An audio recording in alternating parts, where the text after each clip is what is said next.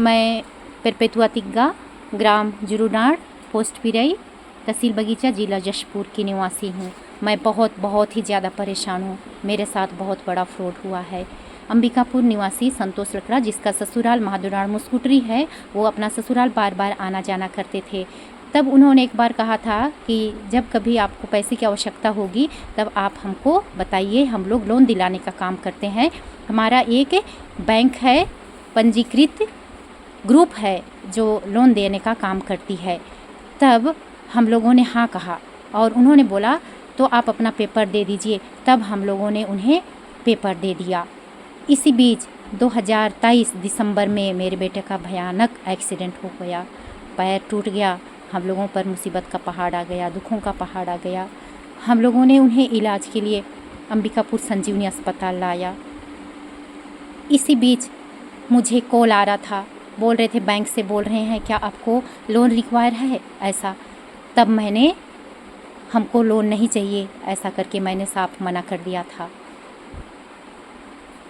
मेरे बेटे का सफल ऑपरेशन हुआ और हम लोग 9-10 दिन के बाद में घर वापस गए।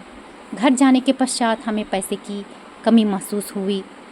तब मैंने SBI गया और पूरी प्रक्रिया के साथ पूरे दस्तावेज जमा करके आमने सामने बैठ करके मैंने लोन प्राप्त किया। उसके बाद में अचानक से मेरे अकाउंट में एक्सिस और ICI बैंक से पैसे जमा हो गए मेरे अकाउंट में।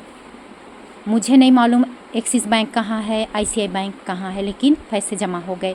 तब मैंने संतोष लकड़ा को बोला मेरे अकाउंट में तो पैसे आ गए हैं। तब उन्होंने बोला चिंता की कोई बात नहीं, आप चिंता मत करिए, आप जितना लोन मिला है उसका 50% हमको RV ग्रुप को दे दीजिए और RV ग्रुप ही पूरा EMI आपका जमा करेगी, आपको कोई परेशानी उठानी नहीं होगी, ऐसा उन्होंने बोला और आपका पूरा पैसा भी बच जाएगा।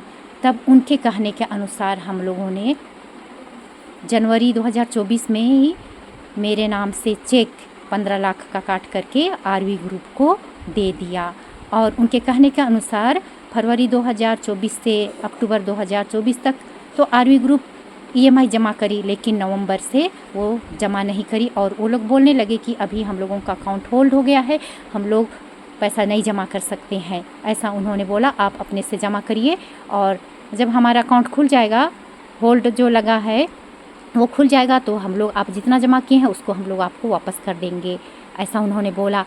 तब मैंने नवंबर 2024 से मई 2025 तक रिश्तेदारों से और ब्याज में लेकर के मैंने EMI जमा किया और अभी रिश्तेदार भी मांग रहे हैं ब्याज से, जिसके पास ली वो लोग भी मांग रहे हैं। अब मैं कैसे करूं, क्या करूं, मुझे समझ में नहीं आ रहा है। मैं कहाँ से उन्हें वापस पैसा करूं, पैसा जमा वापस करूं, पैसा दूं उनके लिए। मैं बहुत ज़्यादा परेशान हूं, मैं कैसे करूं, क्योंकि मेरा जितना वेतन है उससे कहीं ज़्यादा EMI है। मैं कैसे करूं, मैं मुसीबत के दलदल में फंस चुकी हूं, कर्ज के दलदल में फंस गई हूं। मैं बहुत ज़्यादा शारीरिक, मानसिक और आर्थिक रूप से परेशान हूं, क्योंकि RV ग्रुप ने तो EMI जमा नहीं किया और बात को टालते रहे और सारे के सारे लोग फरार हो गए। ये तो रही RV ग्रुप की बात। और संतोष लकड़ा ने भी 50% RV ग्रुप को जमा कराया और 50% 5% की दर से देने का बोल करके उन्होंने भी ले लिया और उन्होंने भी केवल हमें एक ही बार दिया। इस तरह से मैं बहुत ही ज़्यादा कर्ज के दलदल में फंस गई हूँ। मैं इस मुसीबत से निकलना चाहती हूँ, लेकिन समझ नहीं आ रहा है मैं कैसे निकलूँ। ऐसा लगता है कि मैं खुदकुशी कर लूँ। मैं इस मुसीबत से निकलना चाहती हूँ, प्लीज़ मुझे इस मुसीबत से निकलने में मेरी मदद कीजिए, मुझे न्याय दिलाने में मेरी सहायता कीजिए।